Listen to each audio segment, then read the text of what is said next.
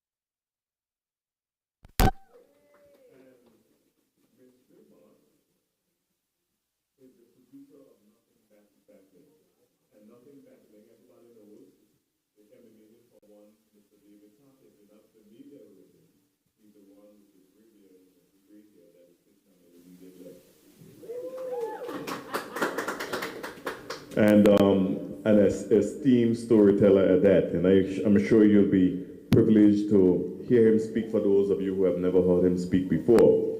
We also have here with us today Mr. Kendall Richardson, the program director of the Anguilla Youth Sailing Club that has not only dominated sailing here in Anguilla, but wherever they go in the Caribbean, they continue to dominate as Anguillians always do. So I would like, where's Carmel, if you would start off by just giving us a description and speak a little bit about your artwork.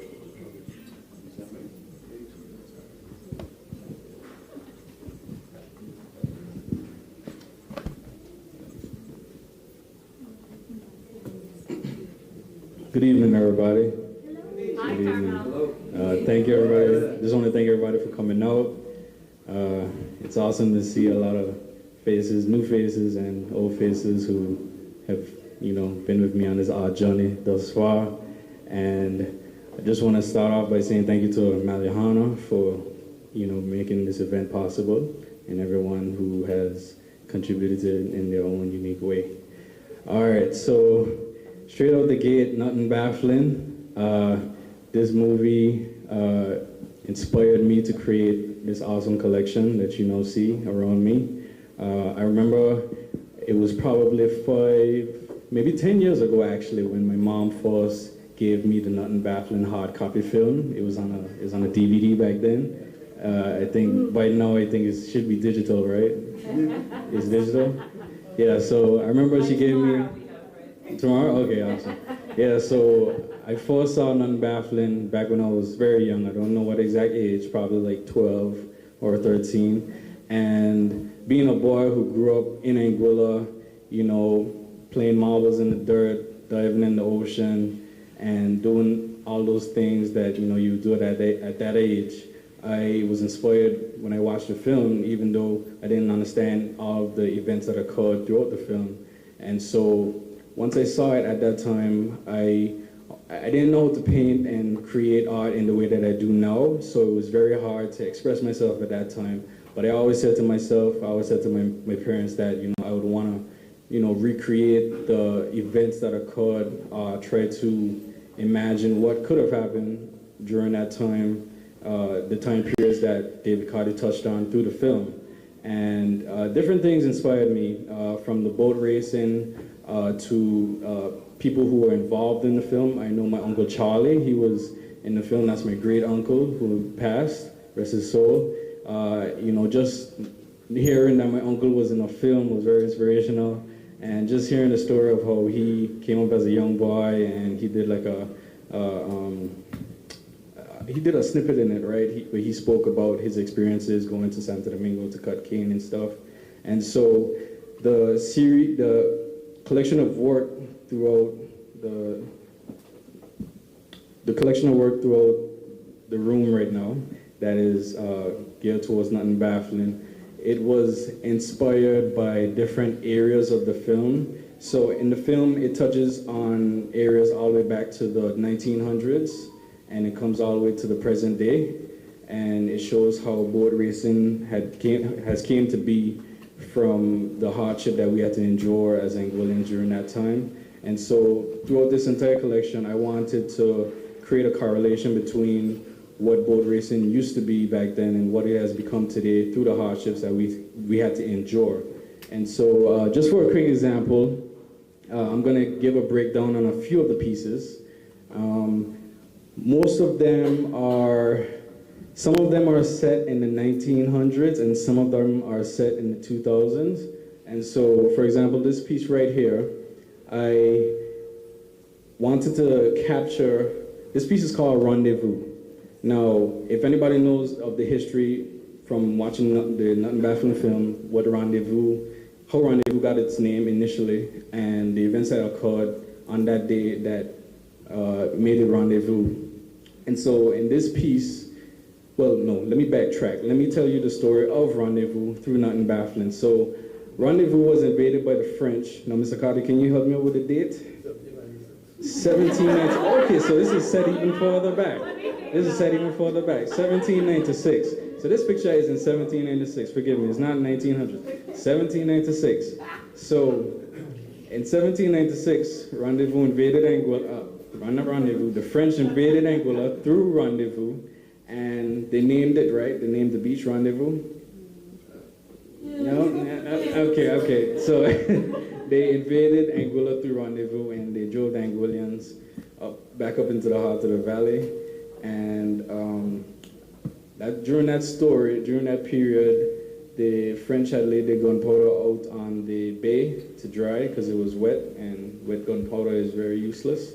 And so the Anguillians at that time, they had got the opportunity to burn the gunpowder, but the chief commissioner at that time, is that him? He decided not to do so, and he said he wanted to have a fair fight with the French, but a fair fight turned into a massacre all the way into the valley. And so I wanted to create, we don't have much imagery back in that time, but I wanted to create an image that depicted a young Anguillian boy who is represented in a sad emotion to kind of represent what would have happened if they had a burned that gunpowder, how many Anguillan lives would have been saved, and how that would have impacted the current culture of Anguilla had that not happened. And so this piece, I call it Rendezvous.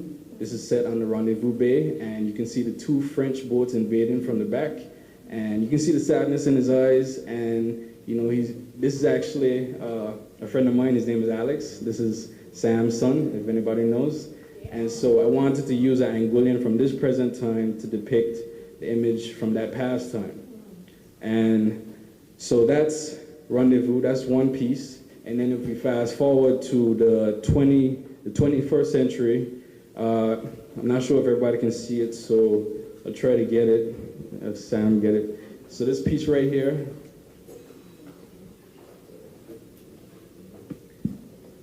I was also inspired by Mr. Carty's second presentation called The Fifth Invasion. And the Fifth Invasion represented 5 invasions, the different invasions that impacted Anguilla's culture, dating back to the Arawaks.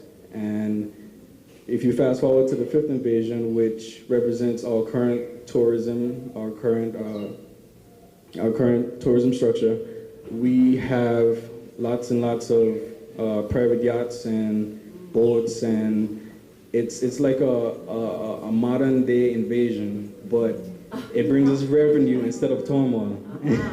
So I thought it was perfect, the fifth invasion, you know. It's the invasion we didn't know we wanted, you know. So this represents, I wanted to create a correlation between what it was. So before we had very hostile boats coming in our waters, and now we have very profitable boats coming in our waters. And so that was the inspiration behind it. And thank you. And I also used a specific color scheme for each piece, thank you, for each piece to represent the time. So when I think about the 1700s, my mind does not go into color. I think about black and white. Just because, I mean, I never grew up watching black and white film. I don't know if anybody here has anybody ever? Can you raise your hand? Yeah? Okay. I can't relate, but I can imagine, I can dream. So I tried to use black and white, and then for the future pieces, I tried to bring them into color. And if we take a look in this corner over here, you would see some more vibrant pieces, and these pieces represent the past as well, but in a more vibrant setting. So, 1 second, can you pass me that iPad right there? Just want to make sure I have the right title. So, few people might recognize where that piece is, but if you don't, I'll just tell you. So the biggest one in the corner, the biggest one right in the corner. Yeah, you recognize it? Nice. So that piece, when I initially created that piece, I started it last year. And that piece, I entitled it Moments Before Arrival. And when I made that piece, what was going through my head was the Anguillians. This was during the 1900s, because Anguillians at that time would go off to Santo Domingo to pick sugarcane. And I remember Mr. Carty explained in the film that it was very hard to live on Anguilla at that time, and the locals had to, you know, scavenge off of berries and grapes and different things around the island in order to survive. So I wanted to incorporate the local grape tree, because that's a very delicious grape that we eat to this day. And I don't know if it was back then, I'm guessing it was, but I just tried to imagine what it would be like for Anguillians then to survive off of little fruits like that. And the Moments Before Arrival title comes from, if you look at it, it creates like a pathway to the ocean, and in my head, I tried to create the moment before the boats would return to Anguilla from picking sugarcane in Santo Domingo. So that was that inspiration for that piece. And if we run to that corner, I'm not sure if you can see okay, let's look at this one, because it's kind of similar. This represents, everybody knows this is the real deal. And it's one of my favorite boats, don't tell my uncle, but so throughout the collection, thank you. Throughout the collection, I wanted to touch on the present day boat racing, and my goal is to create an entire collection of every single boat, whether it's operational or not, but these three pieces here, I think I have three local boats. I try to capture three of the main names that I see. Yeah, so if you're boating here, please don't, it's coming, don't worry. But I wanted to capture different colors as well. Like, you know, yeah. But, so that was the inspiration behind these pieces. And this may very well be one of my favorite pieces in the entire collection. Does anybody recognize this face right here? Yes. If you can see it. Can everybody see it? Yeah, that's my uncle, yeah. So my uncle is a boat builder, a boat racing lover. I used to go around the island with him when I was younger, following the boats. And I would constantly see him, you know, going through bush, looking out at the boats. And this piece is called, now let me know if you get this title. This piece is called A Sweet and Sour POV. A Sweet and Sour Point of View. No, if anybody know my uncle, they know that his nickname is Soa. And I wanted to capture, not just for him, but for every Anguillan that goes around the island, gazing at the boat racing, what it's like to have their point of view of what's going on. Because the shades represent, you know, them blocking out the sun because it's very hot, it's very bright, and you want to get a clear view of the boats. And then also, the green background represents the bushes that they have to go through in order to see the boat from a good angle. So that's why I went with a green background. And so that's a sweet and sour point of view. It's a sweet and sour point of view. And yeah, I think we should continue and then we'll reveal more once we get further through the program. But thank you for listening.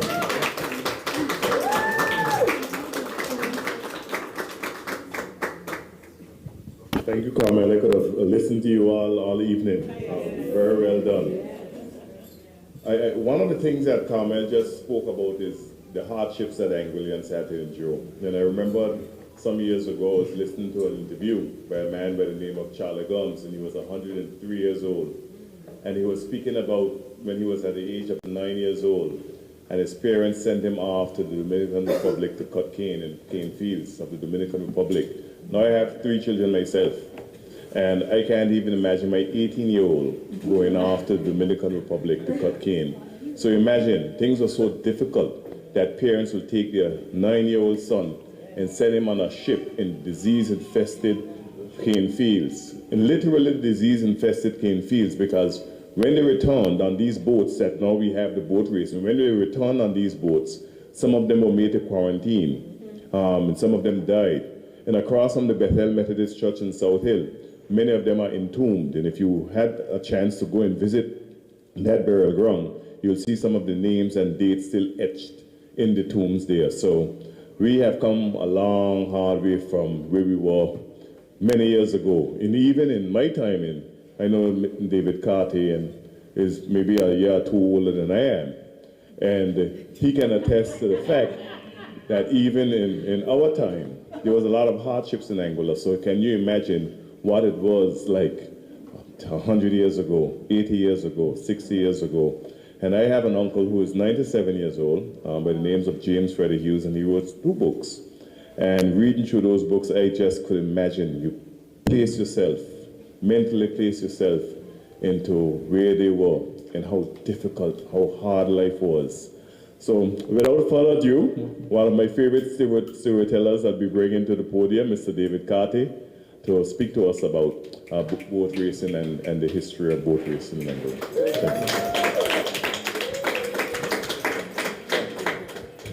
Thank you, Mr. Hughes. Before I say a few words on the topic, I'd just like to say some thank yous.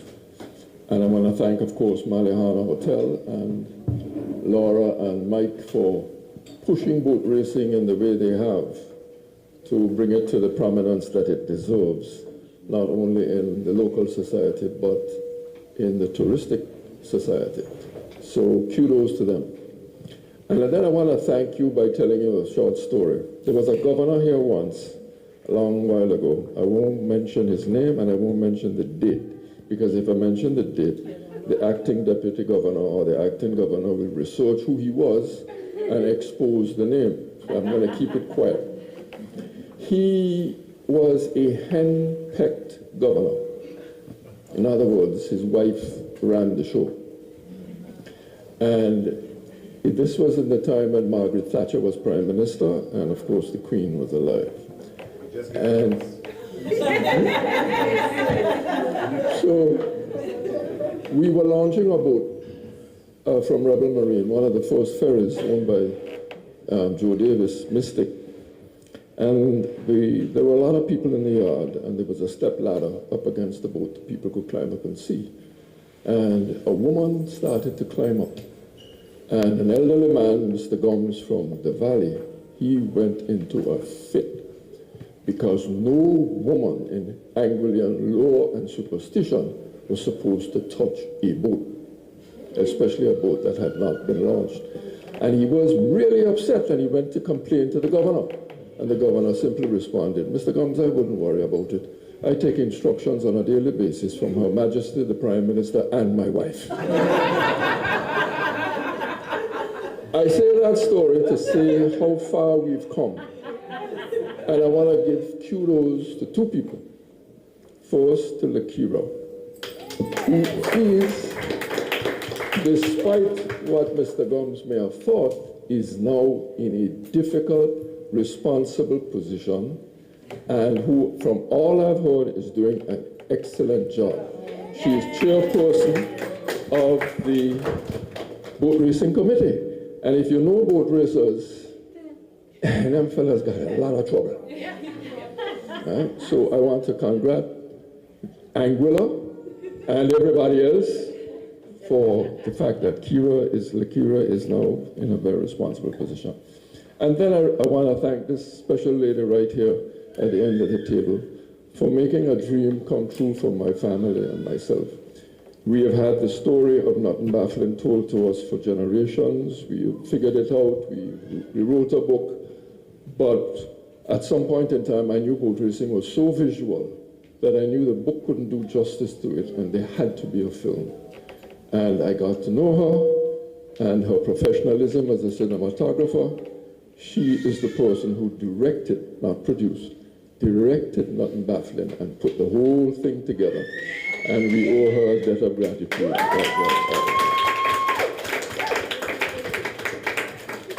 So back to boat racing.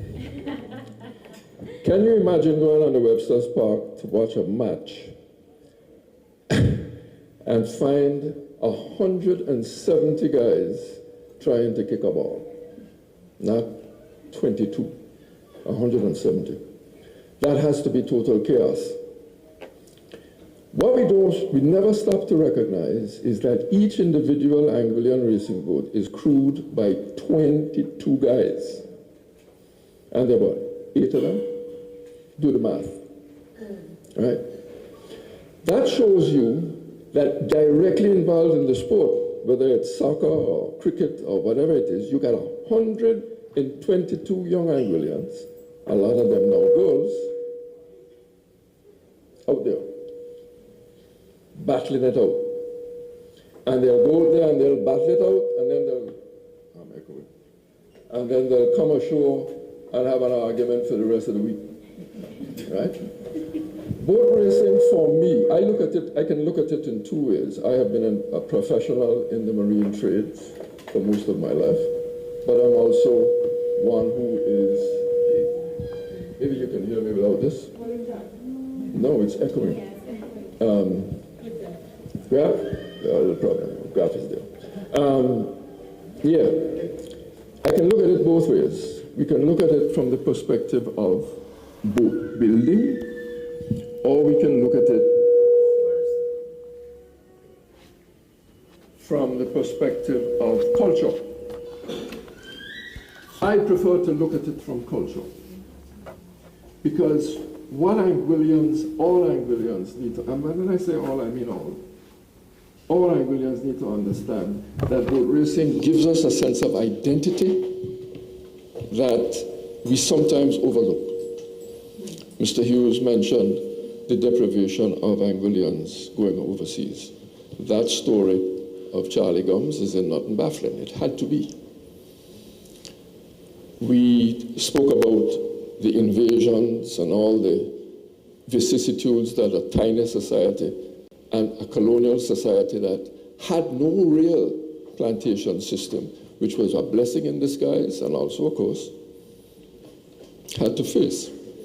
And it is out of that and ordinary people grappling to make a way for themselves as smugglers and as fishermen and as sailors that this sport has evolved. There's a sense of community to it that is also very important. And I'll tell you another story. This is not in the film. I wish we could have put it in the film, but we couldn't. When I was a kid growing up and going to Sandy Ground to watch August Monday, you won't believe it, but most people who came to watch August Monday came dressed down in hard shoes and socks. True. because there was a time in Anguilla when August Monday, which commemorates the emancipation in 1834, 1st of August, all the action was on what is now the Webster Park, where we used to call at that time the Wire. There was no name. There was no Burroughs Park. There was no Webster's Park. It was the Wire. And the Wire was where the action was because the Anglican Church put on a big bazaar, and everybody had to go see it. But then all the sailors and the smugglers and the fishermen say, well, we need a little lineman too. So let's go haul down the fishing boats and the smuggling boats and let's bus a race. And that happened in Sandy Ground. And people from West End would come up and people from Blowing Point would come. But there were two gentlemen, and this is the story, there were two gentlemen from West End who built two small, I think they were 19-foot racing boats. And for hell, they couldn't win a race. They could never win a race. But this August Monday, the both of them came to Sandy Ground, walked from West End, walked, no buses, no cars to catch a lift, walked from West End to Sandy Ground, dressed down in the nines with shoes and socks, and came to watch their two boats race. The boats went down right off Malliouhana here in what we call the road ground, and the two captains of the two West End boats, just luck of the draw, they decided to tack north, and they went out towards the reef. And as luck would have it, when they tacked back to come into Sandy Ground, the wind came from the north, and in one long sweep, they were able to come streaking in, passing all the fast boats who were in here, tacking back and forth. These two guys went out to the old jetty that stood on the end of where John Rose is now. It was a big jetty that was much higher. They incredulously looked at their two boats coming in first and second. You know what they did? They held each other's hands and dressed to the nines, jumped into the sea. That story has always impressed me about community. The fact that my boat is part of the action. And when you fast forward to today, where none of the boats fish, none of the boats smuggle, none of the boats do anything else but race, you can see the evolution in the sport. And the fact that 122 young men are out there battling means that something is still in the very psyche and genes of an Anguillian, right? Now, we are a tiny society in a global community that is beset by powerful media forces all over the world. It is easy for our culture to be totally swamped. In fact, in the early days of tourism, when I was director of tourism at the very, very, very beginning, there was always this fear that if tourism really took hold, our culture would be swamped. That is still a real fear, especially now with the internet and social media. In fact, one of the reasons for upmarket hotels, and this very hotel, Malliouhana, is the fact that we want to push the tourism industry upmarket, because upmarket meant less people. Same money or more money, but less people, right? Because people were the threat. And in truth, I mean, at the highest levels of government, there was this conflict. You know, can we survive as an Anguillian if we allow tourism to handle it or not? Of course, we had a choice because of Anguilla's desperate poverty. And I think we've done a really good, remarkable job in balancing the two. But part of the balance, part of the anchor, if I may use that maritime phrase, is boat racing, right? There is still the competition. There is still the arguments. And never mind the fact that you back the Sonic, I back the real deal. My son and I are always getting our back and all over that. Constant arguments. But all right, so you back your boat, whether you're a tree or a UFO or whatever, right? And when Alison and I desperately tried, and we couldn't get it into the film. We tried to film a real boat racing argument. If we could have done that, that thing would have gotten an Oscar. Because to see a set of Anguillians cussing about a boat race is art in progress, right? I even heard one discussion on the cliff in North Hill overlooking Crocus Bay on a Queen's birthday boat race. One guy shouting at the top of his lungs at the boat he was backing, "Look at that galloping Hungarian." Now, you gotta know English literature to know the origins of the phrase galloping Hungarian. And here was this guy waxing lyrical about stuff that I'm sure he never even read. Or the other guy, another guy in Crocus Bay, a guy from the valley, saying he is going to enter the competition next year because he has the three most important things. He got the timbers, and he got the timbers, he got the planks, and he got a name. So I said, "A name? That's what you have?" He said, "Yeah, I got three names: the whip up, the tear ass, or the cut asunder." Right? So it is that involvement that Anguillians have through boat racing that, to me, is important in retaining our identity as a tiny community, tiny society, but a bold society, a proud society that wants to be a part of the bigger picture. We will never be able to compete at the level of millions. I mean, if you look at the America's Cup, a modern foil boat costs $8 to $10 million to build, just a boat, right? If you look at the cost of boats today, it's professional boats, it's incredible. But boat racing in Anguilla is still expensive. It costs $7,000 a year. I can be corrected by Eddie and Leonal, at least, to keep a boat functional. And you're not paying the crew anything. When I used to race in the Windsor, I was chuffed in 1968 to get third prize and to get $5 easy for my share. So this is important, and I want to thank all of you for coming, and I want to thank everybody again, and I want to thank Malliouhana again for helping to keep this alive and maybe take it to the next level, because with people like Lakira, we are well into the 21st century. Thanks.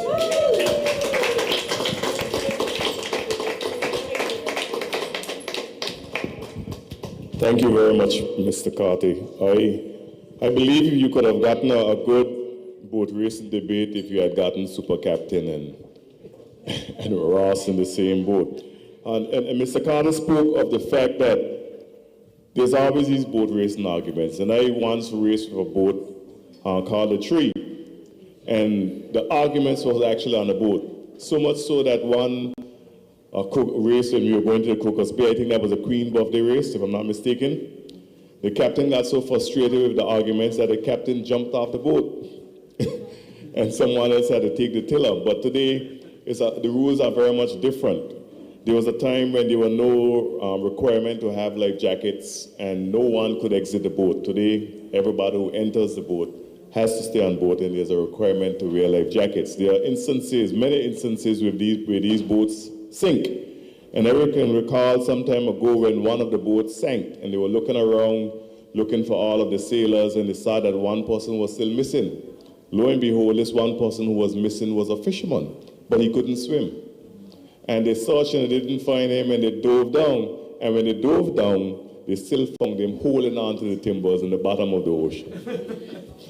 But those are the stories, those are the factual stories about boat racing in Anguilla.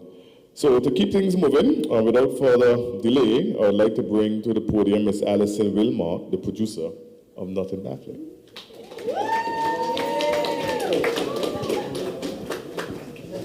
Thank you. In full transparency, I didn't know I was going to speak tonight, so we're just going to wing it. I'll start by saying this handsome man right here, if you guys watch the movie tomorrow night, you'll see him hanging from a mast, shirtless, pretending to be a man sailing to Santo Domingo. We actually used him in the film, and he looks really nice, I'll just say. It was quite a few years ago, but he looks really nice in it. One thing I will just say is, my history, I was a filmmaker doing a lot of work in the Caribbean, a lot of different islands, mostly tourism-based stuff. Where do you eat? What cars do you rent? And I was brought here to this island on the same premise, and then I met David Carty.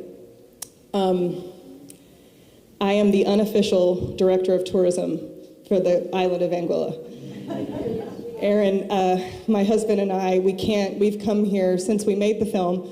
We do not miss a calendar year coming back, including COVID season, because we love it so much. And much to the Carty family's chagrin, we always bring new people with us. And I apologize every time. I'm like, I'm sorry, but when we go home, all we can talk about is Anguilla, and then when we book our flights, we end up with stowaways. But the thing that I tell people and what brings people to this island is the thing that caught my heart is the people. And I try to explain that, and I say you just have to come and experience it because the waters are beautiful, the sands are beautiful, but the people are truly indescribable. And I believe, based off of what I've been taught and what I've seen from Mr. Carty's work, is that the reason the people are beautiful is because of what they went through to get to today. And there is something that's born in hardship. There is a sense of community and a sense of unity that happens here on this island that can only, there's a great saying that you get the best views from the top of the mountain, but it's the valley where you grow. And this island has had a lot of valley moments over its history. And through that, there's been a lot of growth. And when you have a lot of growth in a community, it continues for generations. But the purpose of it, which is what I will give Mr. Carty a lot of credit for, is to create a new starting platform for the next generation. And it's always great to stand on someone else's shoulder because you get a great view. But the reality is the new generation's job is not just to stand on the shoulders of those who built this country, but it's actually to go further than they could have gone. And that was his heart behind capturing the histories, because if we forget how we got to where we are, then we'll forget who we are. And so my heart fell in love with it. I really respected his perspective, and then I, of course, fell in love with the people through the story. But yeah, that's what I'll say is it's the culture and the people. That was pretty good for off the top. Yeah. Thank you very much. I would like to go into some questions, and these questions, anyone can answer the questions. Mr. Carty, Lakira, Kendall, anyone can answer the question. It's about the origins of boat racing in Anguilla. I think that will be very good to discuss the origin of boat racing in Anguilla. I mean, you don't have to come to the podium if you can answer there where you are. Thank you. That's Well, again, am I on? No?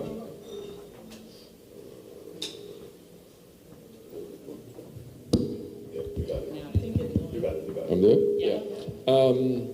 Again, it's born of poverty. It's born of the absolute necessity that whether we had to smuggle rum from St. Martin because the British government at that time raised the tax on liquor to an enormous level that killed the jollification. And for those of you who don't know us that well, jollification was the way that we participated with each other to plant a little corn and peas while the rains were falling, or to build a little home or whatever, or to haul up a boat and launch a boat. It was a communal process that people shared with each other. But you never expected to be paid, but you always expected to have something to eat and a little bit of rum, and a little bit of gin. And alcohol was foundational to the jollification. We can laugh at it now, but it is true. And for us to do that, we had to go smuggle, because the taxes that the British Empire had levied on alcohol at that time were just ridiculous. A gallon of gin, which was like a shilling, by the time you paid taxes, like 15 shillings. So nobody could afford that. Now, out of that smuggling, you always had to, the boat builders had to find speed, because you had to leave the island after sunset, get to St. Martin, load, and get back before sunrise.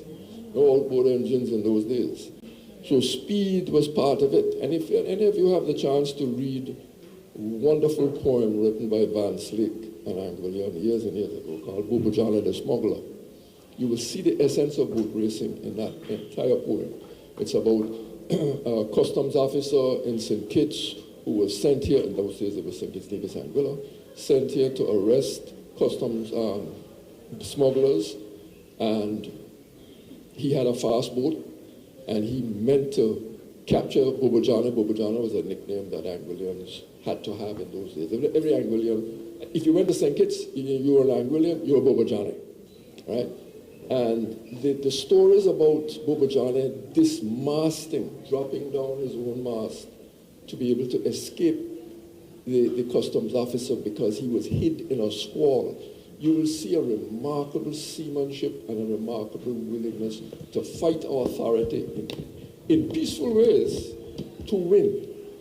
It was so bad that there was a customs officer here, a magistrate sent from St. Kitts, who used to disguise himself as a woman and go out in the moonlight on the beaches to try and catch Anguillian smugglers coming back from St. Martin.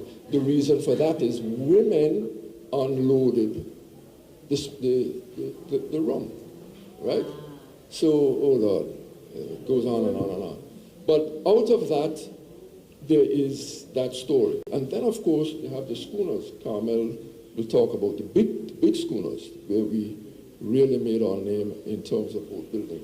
Schooners like the Industry, the Ismay, the Warspite, and those that took men to Santo Domingo. They too were involved in racing. They used to race for 4 and 15 days, depending on the wind. And what happened there was that when the men who were coming back from Santo Domingo, because a schooner only took about 8 people to operate, it took 8 crew members to operate. But a schooner could be filled with up to 90 men coming to and fro from the cane fields of Santo Domingo. So when you have a situation where the Industry and the Ismay rubbing up against each other, coming out of La Romana in Santo Domingo or off St. Martin, all the gang on the boat are involved in the race. So, the spirit of the competition infects not only the sailors, but the passengers, and that seeps into the culture. And then, of course, the women and children who wait patiently for months for the family to come home from Santo Domingo. I remember Webster, what's her name? Classic, how could I forget her name? From Island Harbor. She was a matriarch of our culture, the White Hill. Sorry? Millie. She was telling the story that whenever a sail was spotted, and we're talking about a sail, that would look like that, way down in the west as they tacked up from somewhere, people from as far as Island Harbor would start walking to roadway, to sandy ground, or to the forest to meet their loved ones coming back from Santo Domingo. And it usually was in a race. So all of that became part of us. So the origins there seeped into our culture. But then the formal part that we now participate in is out of the work of the late Elliot Carter and late Mac Owen of North Hill and Sandy Ground, who decided to heck with it. Everybody can go to the wire on August Monday. Come, let's have a boat race in Sandy Ground. And in 1940, they organized the first regatta. And it grew, and it grew, and it grew. Now, fast forward to today. Look at what happens on Anguilla Day. Look at the crowds that follow the boat race around the island. Look at that. And you can see the evolution, which is very, very positive, of the sport. But all of that comes from the struggle, comes from what Alison spoke about. And so, in a nutshell, Mr. Minister, that would be that's my short take on that. Thank you very much, Mr. Carter. The question is, you can Kira can speak to this, is the challenges in which boat racing finds itself today. Not only the challenges in which boat racing finds itself, but the challenges in which the persons who own the boats and operate the boats find themselves today. What about challenges have you seen? Are you going to give them the microphone? Oh, yeah. Okay, so let's start with the boat owners first. I'll ask you guys first.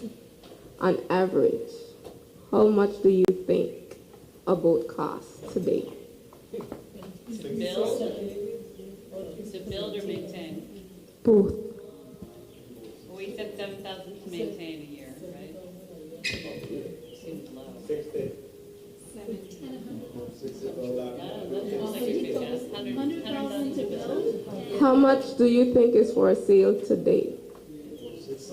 A sale alone for a boat is the same 7,000 David Carty just said. That's the sale, as in the main sale. Yeah.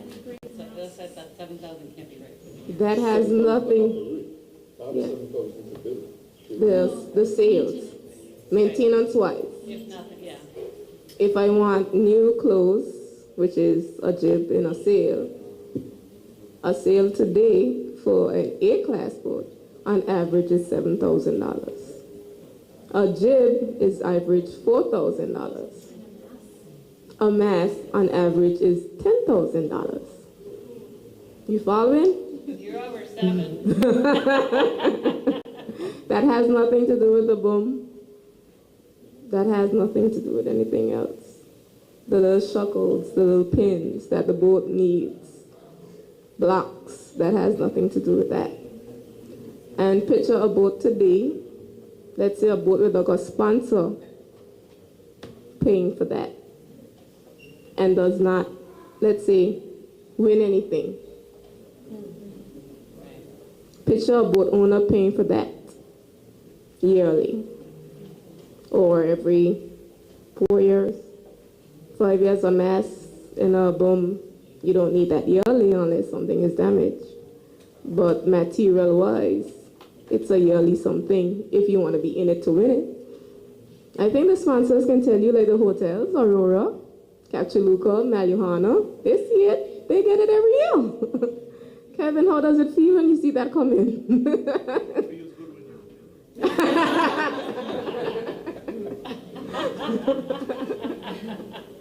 I think the boat owners, sometimes they get discouraged sometimes. If your boat isn't up there, it's really difficult. And the sport, as David Carty told you guys, how it started and how it is today. The evolution of boat racing today. It's a big difference, and to fund these boats are not easy. We try our best on the association part, sponsorship, but it's not easy for sponsorship on island because it's the same sponsors you go to for everything. And overseas, you're just trying as much as possible to build your name, well, the boat race, so persons can see it and get into it. We can only do so much. Also, I want to thank Mike and Laura. I know they're not here. They're probably watching. They're probably watching, and I want to tell them thank you for their commitment to boat race.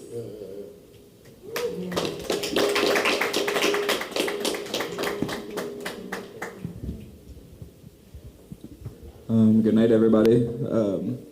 As Kira talked, yeah, boat racing is very expensive, and that's definitely one of the main challenges that we have as boat racers and boat owners. To feed the crew every race, to get a truck to pull the boat down, it all costs money, and that's one of the main problems with boat racing. But another thing with boat racing is nowadays the boats are carrying a lot more people than we used to. Before we are carrying 7-8 people on what would be considered the big boats, and nowadays they're carrying up to 30 men. Is that necessary? Yeah, why the difference? Yeah, so right now, yeah, it is necessary for you to be able to carry out those people. If you want to be able to win and be up there, you need to carry out that amount of people. But it's very hard in these days to find 30 committed people to go and race. Even on a small boat that I captain, to find 10, 11 people that's dedicated to coming every day or to just go and try the boat. I mean, you don't see people nowadays trying their boats anymore. Like, the only time you see that is an hour before the race. You don't see it days before the upcoming race. So there's no like training, everybody that goes on a participate, they just automatically know how to do it, or is there training? So I'm sure most captains and boat owners would love for there to be training all the time, but it's just not something that's.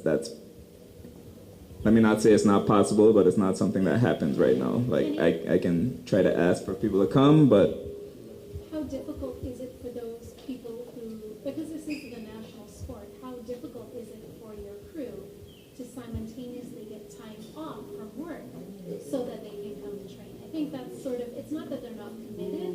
I think because you've got 20 guys or whatever who work at various hotel properties or different businesses, for them to synchronize their time off to come and put into the sport, I think, does that play a part in the issue? I think it definitely plays a part. But for me, as a youngster growing up, like, boat racing was always, you don't look for anything out of boat racing. You're going to boat race for the love of it, and you're going to boat race to get bragging rights. The money part is nice, but yeah, we're going out to... If you can't get time off work, do you just not show up? If you can't get... That's a problem because it's supposed to be, once there's a boat race, workers are supposed to be able to get time off to come and race. But what's the reality of that? The reality is that just doesn't happen.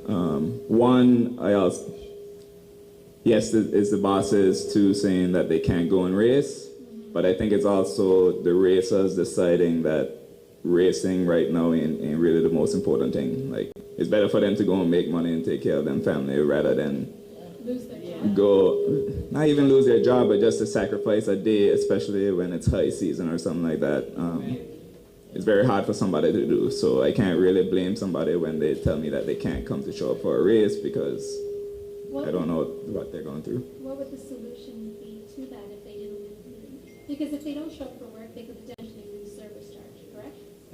They could lose service charge, they could lose their job. I mean, it really depends on what they have set up at their workplace. Yeah. It all depends on the entity.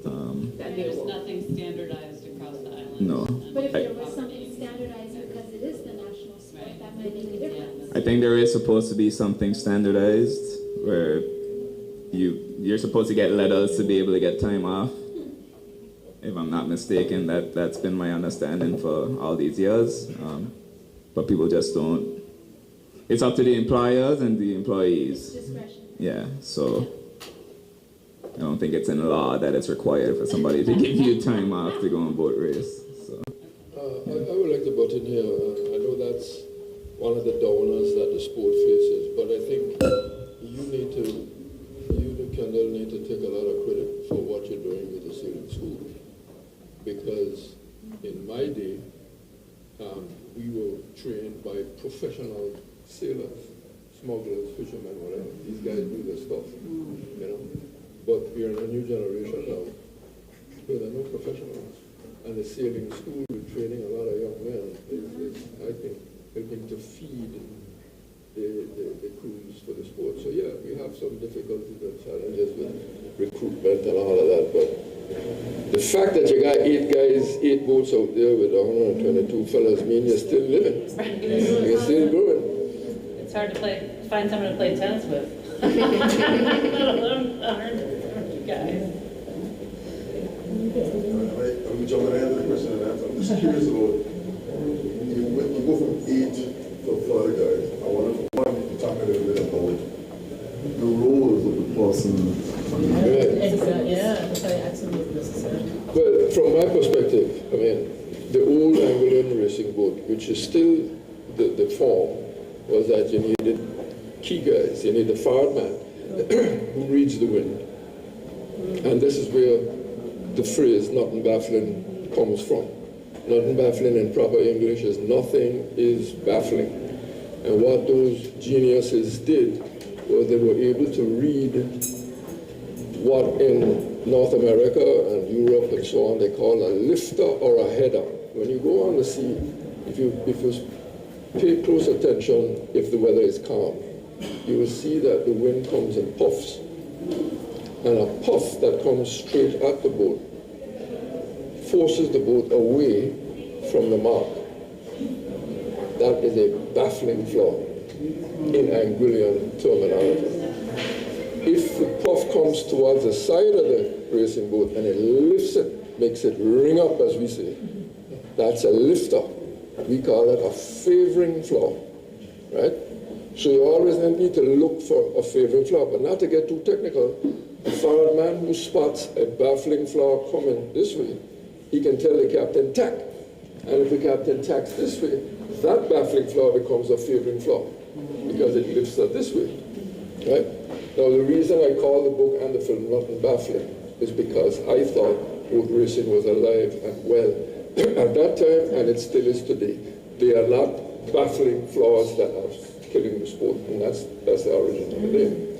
But the original, and still is, you have the forward man, you have the guys who move the irons, you have the guy who trims the jib sheet, you have the guy who trims the main sheet, and you got a skipper. The rest gotta help. Now in the early days, 8, 10 men could do that. Now because they're so much wider, they're so much bigger, they got so much more rig, you know, there's a lot more pressure, you need ballast.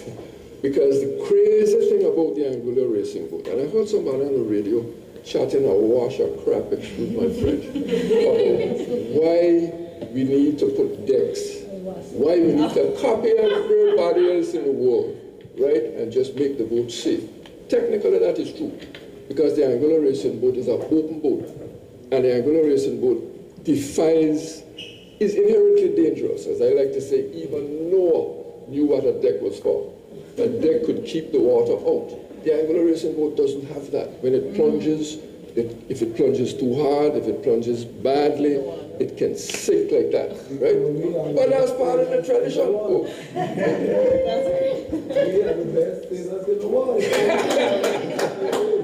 But the fact that we keep that tradition, right, is good.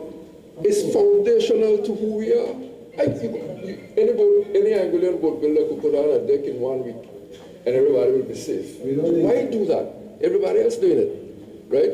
So we got some captains there. We got Captain Eddie here who can help me here.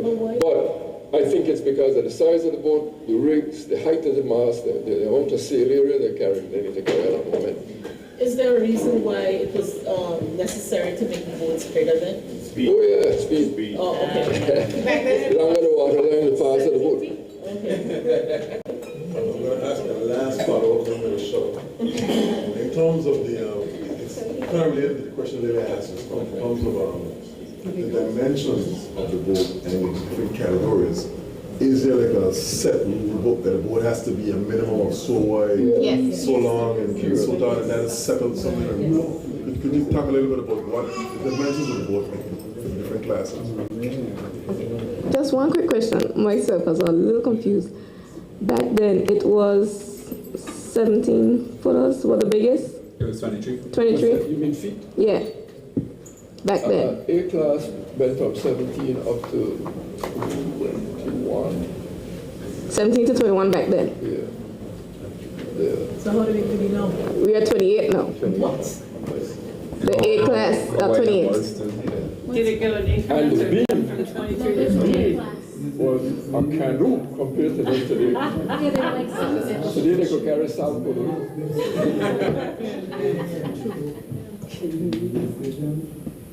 So is the B class now like the A class back then? The big boats, the B class is 23 foot.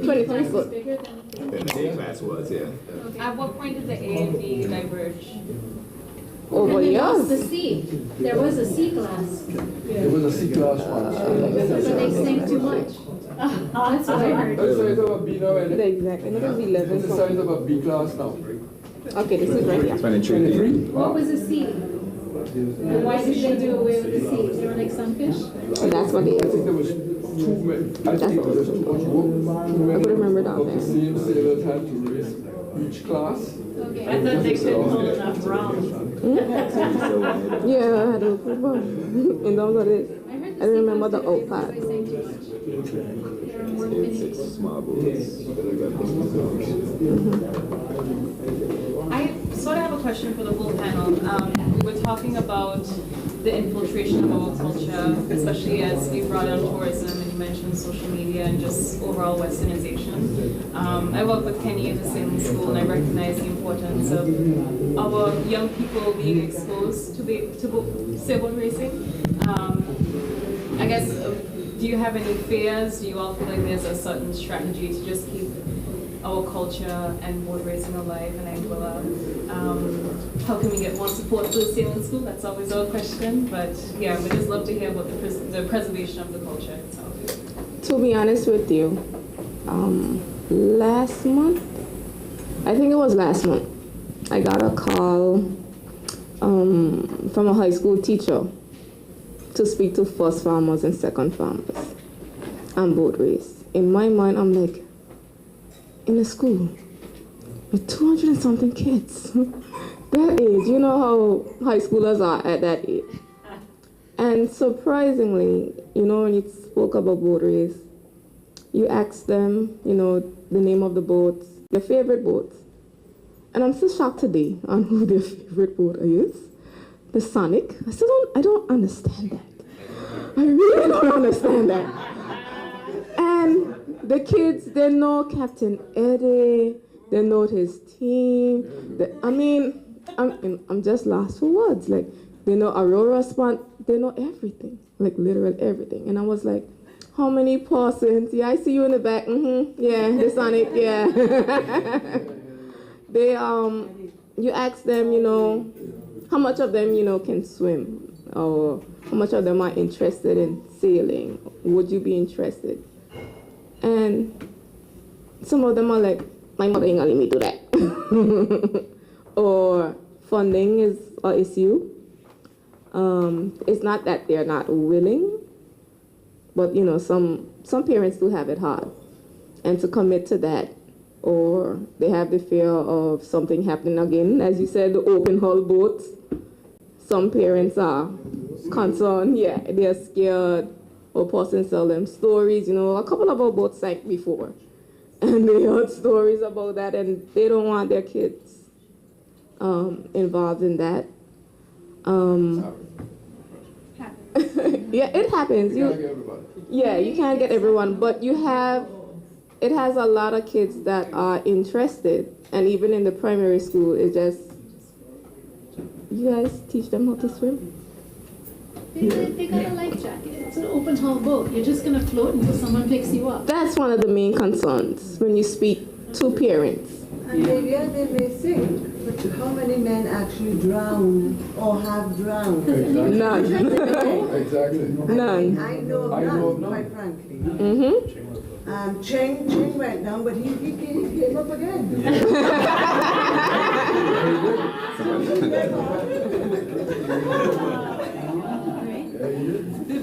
I think, as you guys know, the sailing school, it needs help with funding, of course. It needs more, and if you're gonna get more kids involved, it needs more material, of course. It needs more boats, it needs more of everything. I don't know how much of you guys know DJ Rich's song. It said, in order for boat race to go on, young people has to carry it on. And in order for us to carry it on, it starts at the sailing school. That is in case you happen to be your girlfriend, another story, she don't have this. So by popularity, the Sonic is the Sonic actually is the favorite boat right now. Surprisingly. It's very surprising. What would be your vision as the Boat Racing Association? What would be your vision for the next 5 years? Okay, so for us, we have a 3-year tenure. This is currently our 2nd year. So next year is our last year. And then you have election again. My team and I, first we had a goal, well, we had goals, of course. We launched, well, this year, thanks to Malliouhana again, we did a launch before the season where you have sponsors who have sponsored races all for the entire year. Sponsored races mean they pay for everything for the race? For different year, we have the calendar, the boat race calendar, and you select sponsors who sponsored any of the races, whether it was a private race or a public race. Once they contributed to boat race, we invited them, along with the captain and crew of each boat. We did that in February because our first race was the 25th of February, I think. And besides that, we also launched a website. Over all those years, boat race never had a website. On the website, you have the history of boat racing, of course, which leads also to nothing baffling for persons who are more interested. Any updates regarding boat racing, you can see pictures of the boats, you can see how uniquely made, well, they were made on the website. It's www.anguillaboatracingassociation.com if you guys want to look it up. Doing it right now. We also are interested in doing a shop, a boat race shop, because most of our boat guys, they either have to go to St. Martin to get their stuff or they have to order them. We were looking to do a boat race shop which sells like the pins, the shuckles, rope, souvenir stuff, the gear that the guys may need under the association. Sometimes some boats, they don't have the money right away. We pay them, so we can't lose. Each boat can have an account there, that's fine. But if they needed to race, every sponsor would like to see their boat out there racing. They don't want to hear that their boat didn't race because they didn't have this particular item. Are all the boats sponsored? No. We have 13 big boats. That are not sponsored? 13 big boats altogether currently. And out of the 13, we have 11 participating right now.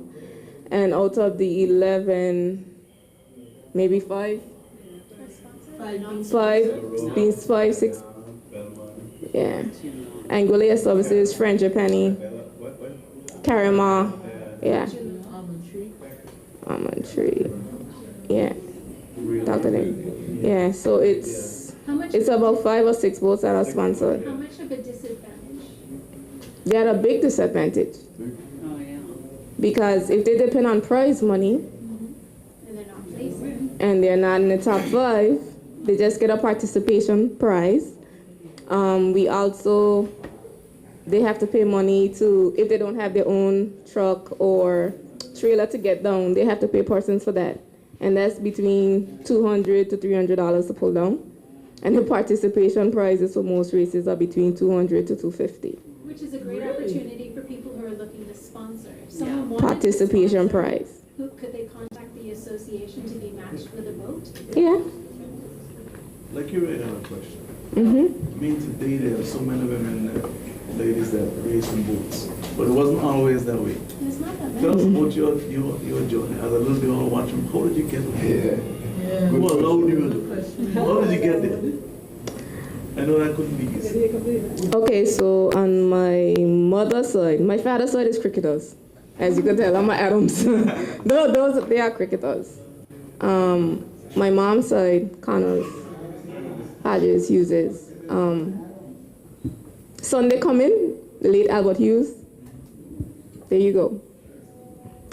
He practically raised me. Wherever he turned, he carried me. My uncles, they race as well. The gray boats, that's our family boats. We have 4. We have the most, actually.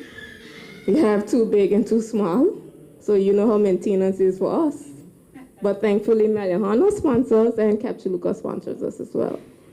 And for one of our small boats, we just got a sponsor, Augustine Thomas. Thank you to them as well. I actually had goals. I wanted to be the first female captain. Some of the captains were just laughing at me a while ago when they back on that story. I was like, I started at 15, which was like 10 years ago. And then it has something in the boat that you call driving, where you have to switch your mast on the other side. I don't like that. Not your mast, sorry, the boom. I do not like that at all. And that completely scared me, and I was hesitant. I keep telling Kenny I'm gonna come, to the sailing school. But every time I think about driving, I get, he can tell you it's this car, but you have to drive. And down when you have to, and you have to go around the stake, you can't run from it. You have to do it. Besides that, I love sailing. I love racing. Then you didn't like how boat race was going. So then I was like, I need to go in this. Let's get someone young to do it. How easy was it as a female to get into being in the committee and being around all these guys with all these testosterone going on? She from boat racing royalty. I was born and raised in boat racing, so it wasn't. Accepted you just like that. Yeah, I took over from Atrine Pemberton. She was the first female. Yeah. You were part of the committee before, no? I was under Atrine when she was president. So you already got the feel. That makes sense. It's an all-female committee. No. Mostly. Most of us are females though. Most of it's females. Question, I'm not sure who would answer this, about the naming and the colors and the history of the boats. My favorite is Light and Peace. Well, the Light and Peace is the oldest right now. Incredible. But what's the naming? What does it mean? What does it represent? Like, who names them? The owners of boats? Is there anything to them? The boat owners. The Light and Peace is currently the oldest racing boat. Okay. The Light and Peace. She's currently the oldest racing boat right now. Then it would be the Bluebird. Well, you see, when you ask how old a racing boat is, you gotta be careful. The name. Oh, I'll be careful. That could be brand new. Yeah. I was gonna say, Brand latest. so if the The tree name. comes back, is the tree older than the Light and Beast? No. No boat is older than her right now. The only two boats that had some competition It would be the Bluebird and somebody else would be the Eagle, in the Bluebird. which is now the flying. The Shan as well, yeah. The Shan. If you go way back, the Sagaboy, Rinzal, and those. They are not in the picture right now. So did they retire the names of boats and then use? Well, Yeah. sometimes families hold their names, so. Yeah, like, that's what I this is a thought. So you family said, right, Yeah. so Light and Peace has several iterations of the same, of the boat. Okay, and yeah. So Sunday, the guy, you want it to be. Sunday, it's coming as our family race, Right. Albert Hughes. His dad, Kijo's Pride, which is one of our small boats, we named it that, Kijo's Pride. His father was the one behind the Light and Peace. And that's where we have the Wizard as well. And then the No Big Thing, which is our next small boat. Wizard is the champ. So would that be considered the one happening this Sunday? Yes. Be considered a private? It's a private race. It's a family boat race. The main ones then? So the public races would be like Anguilla Day and August week, Put on by the association. put on by the association. Other ones are private races. But put on by families. you do have a little bit of private persons assisting for August. You get a little private sponsorship, of course. The private races will be like Albert Hughes, But those Albert are Romney. they're not promoted as if, oh, come and join, right? That's just for the family. No. Everyone can come and join, but It's for every boat race, but it's sponsored. So the family, we pull off the race, we take care of prizes, we take care of everything for the boat. Okay, because you still need people to sail. Yeah. But when you say it's private, how does that work? So the private races, we have, if I'm not mistaken, probably like 20-something races a year, A and B class. We start from February, we end in August. So we have Sunday, which is Albert Hughes, that's a private race. And then Monday is a public race. This is under the association, under us. Both of them are happening at Leeds Bay. And then after that, you're in July.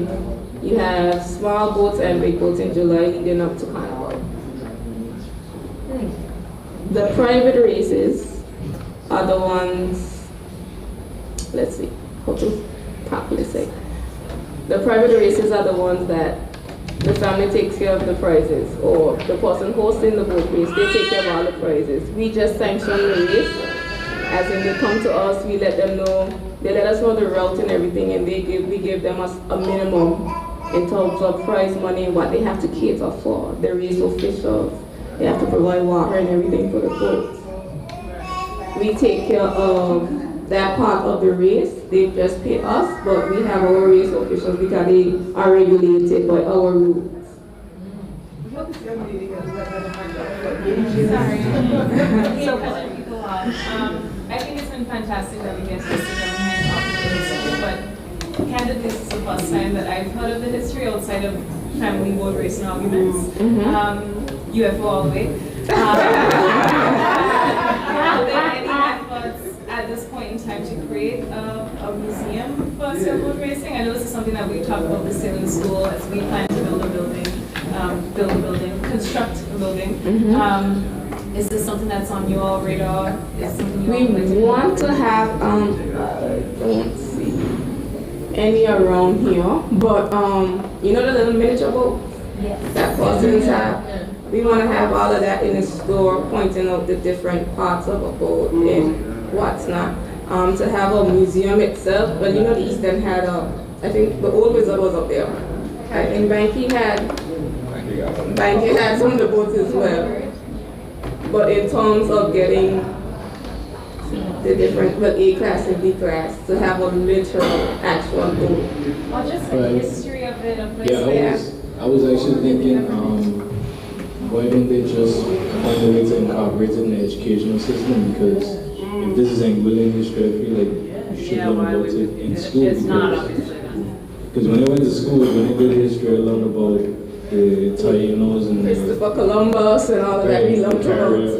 Which is, you know, we should know that, but also if there's a way to incorporate nothing baffling into the educational system, because I was only inspired around the age of 13 when I saw nothing baffling, because I never knew that this is how boat racing came to be. And so I feel like if we were to find a way to incorporate that from children at a younger age, then you could possibly keep the tradition going. And I think building on that too, working in the school system, the educational system, with an influx of children from the Dominican Republic, a lot of them feel disassociated from Anguilla.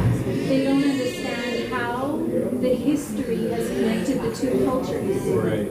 So by having that more influenced and prominent in the educational system as a part of history and culture, and it's a way to also help we have a large Hispanic community from the Dominican Republic. It's a great way to pull that community in and connect them, where I feel a lot of them feel very disconnected from the general Anguilla population. But this is a connecting point between the two communities and the two cultures. I'm sorry. No, I was going to add to that because, David took a great risk when he made Bafflin back in 2008. It was a very different world of media. It's actually it breaks my heart. I tell him this all the time. Our iPhones are better cameras than the cameras we made Bafflin with all those years ago. The drones did not exist. So the only way we could have filmed a Harley would have been a helicopter, which would have rented about $10,000 for 3 hours. So it was a very different world to capture story then than it is today. And I would say it would take very little investment to create stories that would be inspiring and engaging for the youth today. Absolutely. And I do think it's important. I think it would be amazing if that happened, because even Bafflin, we had to make a decision in the edit bay. One day I told David, I said, this is either going to be really entertaining or it's going to preserve history, but we can't do both. Right. And you have to make a decision if this is going to be something that preserves the history of Anguilla, or are we going to entertain people? And wisely, he chose to preserve history. But with really young kids, at like 10 and 8, you have to tailor the media differently. But I do believe completely that there is an untapped market at really inspiring and exciting the youth if they could understand why the sport is so important. That was also on the committee. We had it planned this year to have, we called it Boat Race Week, where we go to each of the primary schools as well as the high school. That's supposed to happen at, next month. We teamed up with Liberty Banking. They wanted to also get involved, so you guys will be hearing more about that. They're gonna have a little competition and everything for the kids with boat building and the history and what's not. So you might have a niece or a nephew coming to you to assist shortly with building a boat. It's a very practical question. For those of us here, listening to the stories, getting intrigued by the whole thing, what advice would you have if somebody wanted to get involved with boat racing, the committee and so forth? What advice would you give to us here if somebody wanted to become involved in boat racing, whether to be on a board or be a part of the association or the committee? What would your advice be? That's one of them. But I would say it all depends which one you want to do first.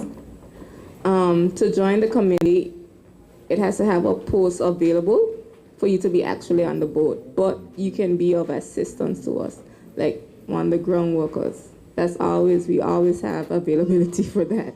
It's not easy pulling off a race all the time. To race on a boat, it's actually easy. If you have an idea what boat you want to go on. This is a general question. Really. Yeah, if you, most persons, I had some tourists actually that called me. They came for Anguilla Day. They're sailors. They're from Bequia.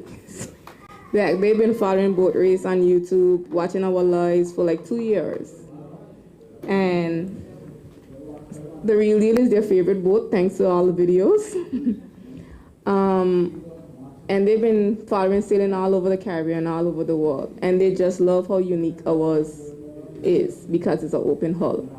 And they actually came to sail. But the boats that they went on broke down, unfortunately.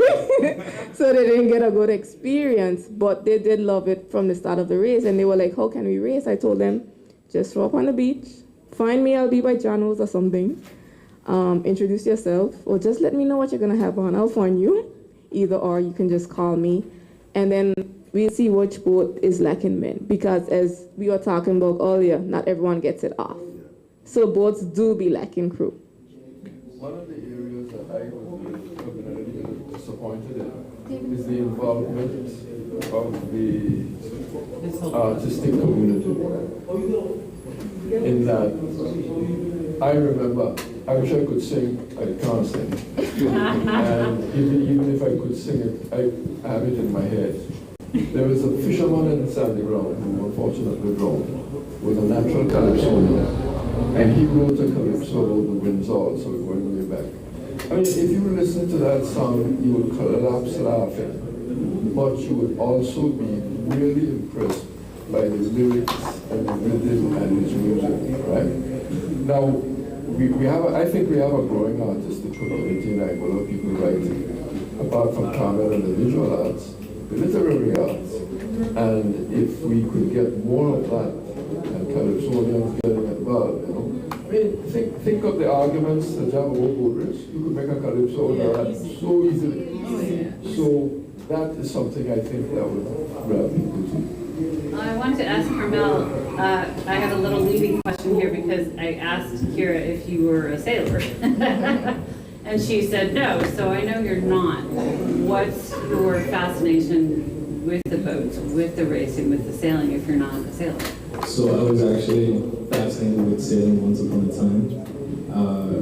I used to attend sailing school when I was around 12, 11 maybe. And it was my first time I went to a summer camp. And we would sail the little optives. How big are those?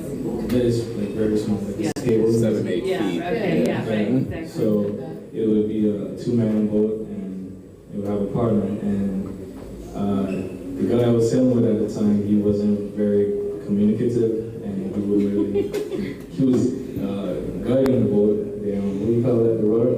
Yeah, so he was steering the boat. He was steering the boat, and I would trim the sheet. Would I? That's the thing. Like I know what's sailing. Right. I know what's sailing. I've done it, but I'll get to the point where it kind of went left. So he would steer the boat, and every time the boat would turn, he would have to signal me to duck, so I can go on to the mast. It's not. Yeah, it's scary. Right. Yeah. Although it's a smaller boat, it's still a very hard hit to the head. You get hit in the head by the mast. So at the end of the camp, I had a bump in my head, and my mom said, "That's it. You're not going back." And at the time, the instructor was telling the guy, "You gotta tell him, you gotta signal him when you're turning, because when he turns, you gotta wander and go on the other side." So I ended up with a bump in my head, and it kind of discouraged me a bit from sailing, so I never really pursued it after that. I more took to diving and swimming and that type of thing. But I don't know, I feel like there's something in me, because my grandparents are fishermen, my uncle, he builds boats. If I wasn't an artist, I honestly believe I would be a boat builder as well. But it just is fascinating to me how it all came to be, and that's where my passion comes from in creating, and my love for the boats. I'd say my love for the boats comes from the ocean as well. Would you go out on a boat now? I sure would, yeah, I sure would. So. I think maybe you have a new sailor then. We're in need of sailors. That's the one thing I've been thinking about is, I know. And then another thing too, I was telling Kendall, I don't think it happens now, but in the past, I've heard stories of, I'm not going to call names, but I've heard stories of people who would get on the boats and they would want to bring like their son, and their son would be like younger, and other guys on the boat would get upset because they'd be like, you bring your son, he's going to slow us down and we're going to lose the race. So I used to be like, I don't know if I want to get cussed out on the boat. Right. So I was like, all right, I'll just not, You're a big kid now. Yeah, I can handle myself now. But back then I was like, I don't feel like getting yelled at because then I start yelling. And, it's intense, right? Yeah, it is. Yeah. But that's definitely a possibility now. Final question for me, and sort of going back to the kids. Beyond the educational materials and the curriculum, I think it'd be really awesome to see actual sailing clubs in all the primary schools and seeing them compete. And in the high school, Kenny got a scholarship for the fact that he was an incredible, okay, they wanted you to be the captain of the sailing team, they brought you up, Right, the kids already have their favorite boats, right? Yeah, so it would be really incredible to see, even if it was just mini boats modeled after the current ones with the same names. Having the schools compete against each other? Yeah, making it a part of sports day? Yeah. We also were thinking about a sports day amongst the boats. I mean, they can have fun too. Picture them on the park running and doing relays and, pairing, to answer your question. Because my head doing like a million and one things, so I couldn't remember exactly the specifics. But the A class and B class, of course. The B class, which is a small boat, they are 23 footers, and the A class are 28. 11.6 feet out to out is the big boats in terms of width, and small boats is 6.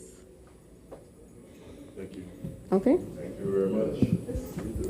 Yes, this has been, sorry? Sorry, I'd just like to add to, good afternoon, I want to just to add something to DG's question with regard to what we do. The Constitution allows that persons, you just need to be interested in boat racing to attend the AGM. You don't need to be a member of the association. So, if you are interested, next AGM, and you can get your feet wet that way, you can see where there's possibility to contribute in some way. And I know that they would appreciate that. So, and that goes for every party. Yeah, so guys, let's make sure we update the website with meeting dates, put it all out in the media so everybody here can show up at the next AGM. Thank you very much for that, Ms. Collins. That's next month, but I can't remember the date right now. But it's next month. You'll see it advertising on our social media and everything. I'm sure this conversation is going to go on beyond a formal conversation, but it has been really good. Just from my personal experience, I didn't grow up around boat racing, even though there was a great boat built across the street named David. It was David. I'm sure you remember David. David Hart. He's passed now. He would make the model boats and he would make big boats as well. But I didn't really grow up in boat racing. But I had an interest because so many people were into it. So I decided the best way to satisfy my interest is to jump on a boat. So DJ, hopefully this year you'll jump on a boat. And I think that you learn so much just from being on that boat. You know, not only about boat racing, but about life. So. Again, I want to thank the panelists for taking the opportunity to come to speak to those of us that are novices and those of us who have experience in boat racing. I also want to thank Malliouhana for hosting this great event and for continuing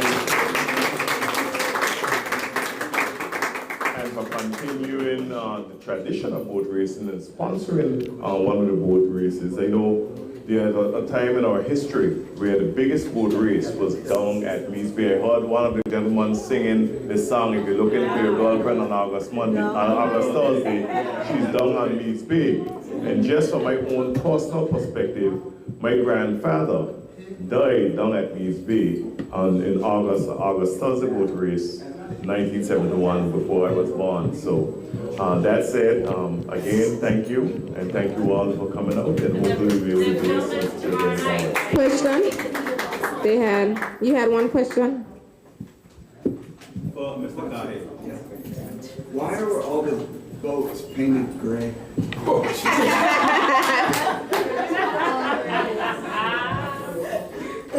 That's my son.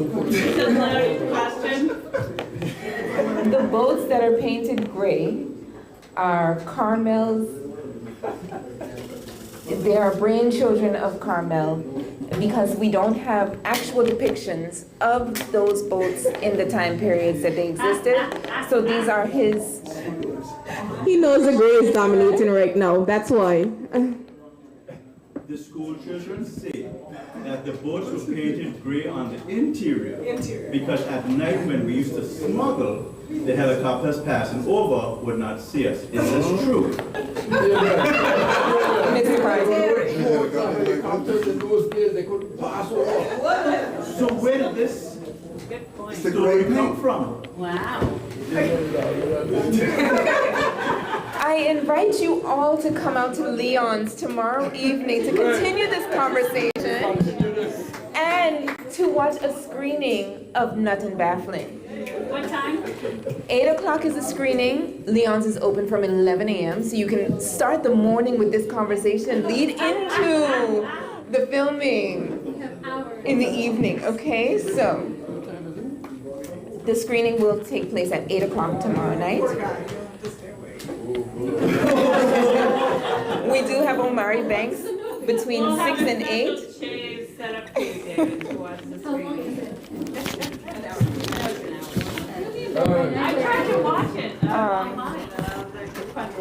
So I'd like to thank you all for coming out. Thank you to our panelists. Thank you to Mr. Hayden Hughes for moderating.